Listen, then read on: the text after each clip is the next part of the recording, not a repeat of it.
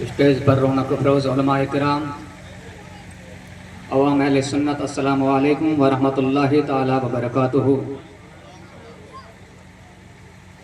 نحمدہ ونصلی ونسلم علی رسولہ الکریم۔ نعرہ تکبیر، نعرہ رسالت، نعرہ حیدری، علماء اہل سنت، نعرہ تکبیر، نعرہ رسالت۔ نحمدہ ونصلی ونسلم علی رسولہ الکریم، اما بعد، اعوذ باللہ من الشیطان الرجیم، بسم اللہ الرحمن الرحیم۔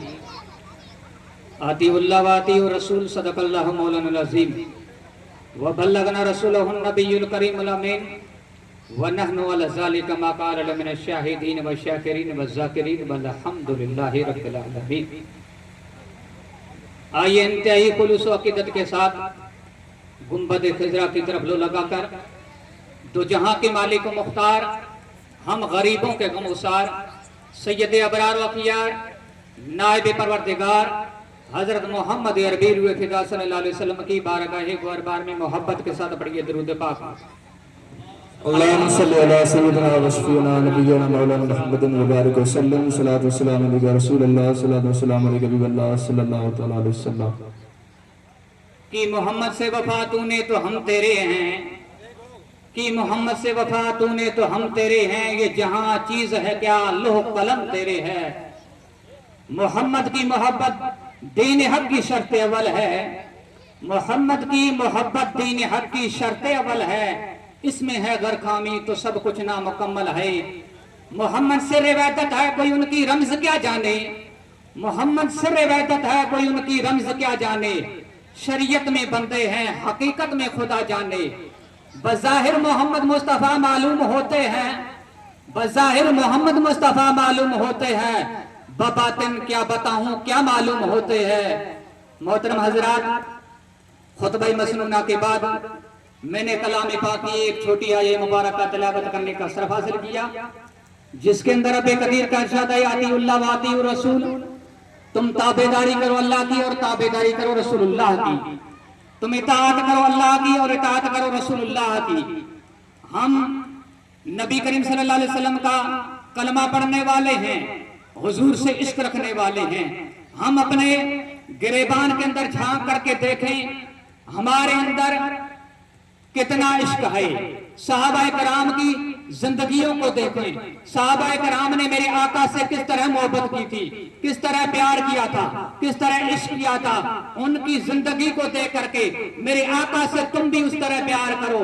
میرے آقا کریم صلی اللہ علیہ وسلم کی اوپر حضرت سعد بن وقاص کلمہ پڑھ کر کے مسلمان ہو جاتے ہیں، ایمان لے کر کے آتے ہیں۔ حضرت سعد بن وقاص کے خاندان کے دوسرے لوگ ابھی کلمہ پڑھ کر کے مسلمان نہیں ہوئے تھے، انہوں نے کلمہ نہیں پڑھا تھا۔ حضرت سعد بن وقاص کا پورا خاندان کفر کے اندر تھا، حضرت سعد بن وقاص نے کلمہ پڑھ کر کے مسلمان ہو گئے تھے اور میرے محبوب کے ساتھ مدینے کے اندر رہنے لگے۔ حضرت سعد بن وقاص کی والدہ نے قسم اٹھا لی کہ جب تک میرے بیٹے جب تک دین اسلام نہیں چھوڑیں گے، محبوب کا دامن نہیں چھوڑیں گے، محمد عربی کا دامن نہیں چھوڑیں گے، تب تک نہ میں کھانا کھاؤں گی نہ میں پانی پیوں گی۔ انہوں نے حلف اٹھا لیا، قسم اٹھا لی۔ حضرت سعد بن وقاص نے میرے محبوب کا دامن تھام لیا تھا اور میرے محبوب کے ساتھ اٹھتے تھے، میرے محبوب کے ساتھ بیٹھتے تھے، میرے محبوب کے ساتھ نمازیں پڑھتے تھے، میرے محبوب کے ساتھ کھانا کھاتے تھے۔ جب حضرت سعد بن وقاص کی والدہ مکے کے اندر رہتی تھی،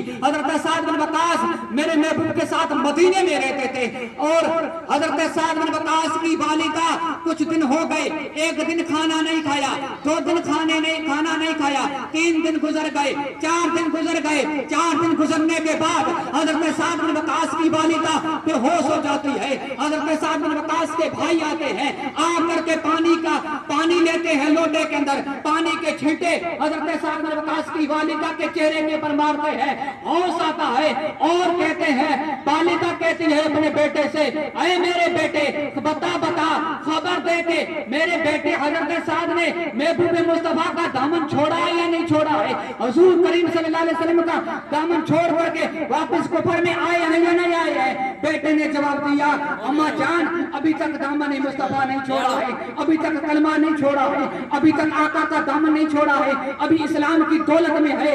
اور وہ خبر حضرت سعد بن وقاص میں کانوں نہیں پہنچتی ہے۔ حضرت سعد بن وقاص رضی اللہ تعالیٰ عنہ کو اپنی والدہ کے بے ہوش ہونے کی خبر پہنچی تو حضرت سعد بن وقاص کا عشق جواب دیتا ہے، اس کے تیبر بول اٹھتے ہیں۔ حضرت سعد بن وقاص نے میرے محبوب صلی اللہ علیہ وسلم کے عشق کے اندر جھوم کر کے کہا اے آنے والے خبر دینے والے یہ تو میری ایک والدہ ہے، اگر میری والدہ کا قسم کھا لی ہے کہ میں کھانا نہیں کھاؤں گی، پانی نہیں پیوں گی اور بے ہوش ہو گئی ہے اور میری ماں اگر اسی حالت میں مر جائے تو مجھے اس کا غم نہیں ہے۔ ارے یہ ایک والدہ ہے، اگر ایسی سبحان اللہ سبحان اللہ، اگر یہ ایک ماں ہے، اگر ایسی ہزاروں مائیں ہوتی تو میں میرے محبوب کے نام کے اوپر قربان کرتا ہوا چلا جاؤں۔ اللہ سبحان اللہ، وہ پیار تھا، وہ محبت تھی۔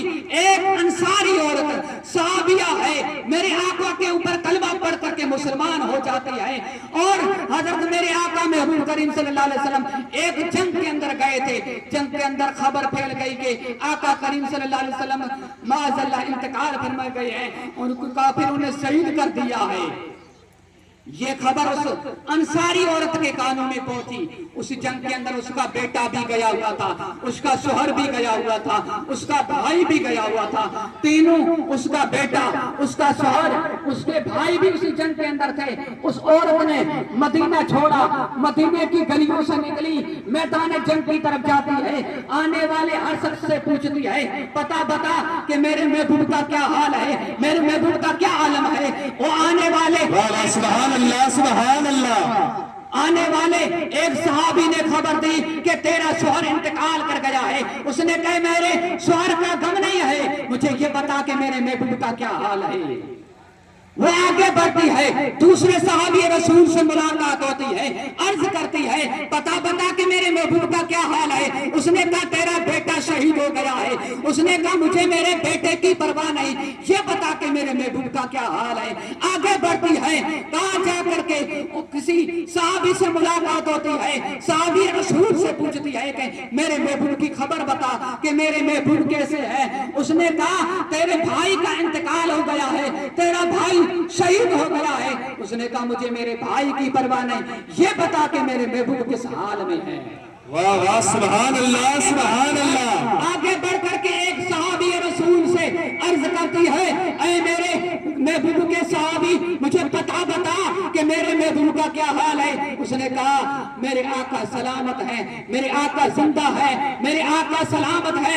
اس نے کہا میں اسے تسلیم نہیں کروں گی، مجھے لے چل میرے آقا کی دربار کے اندر۔ وہ لے کر کے جاتی ہے، میرے آقا کے دربار کے اندر صحابی رسول لے کر کے پہنچتے ہیں، میرے آقا کو اپنی نگاہوں سے دیکھتی ہے، کہتی ہے اگر میرا محبوب سلامت ہے تو میرے یہ سارے غم ہیچ ہے۔ واہ واہ سبحان اللہ سبحان اللہ، وہ پیار تھا، وہ محبت تھی۔ آج ہم دم بھرتے ہیں رسول کا عشق رکھنے والا، ہم رسول کو مانتے ہیں، رسول کی نہیں مانتے ہیں۔ ہم اللہ کو مانتے ہیں، اللہ کی نہیں مانتے ہیں۔ ہم غوث اعظم کا دامن پکڑنے کا تو کہتے ہیں کہ ہم غوث کا دامن نہیں چھوڑیں گے، ہم غوث کی مانتے ہیں لیکن غوث اعظم کی نہیں مانتے ہیں۔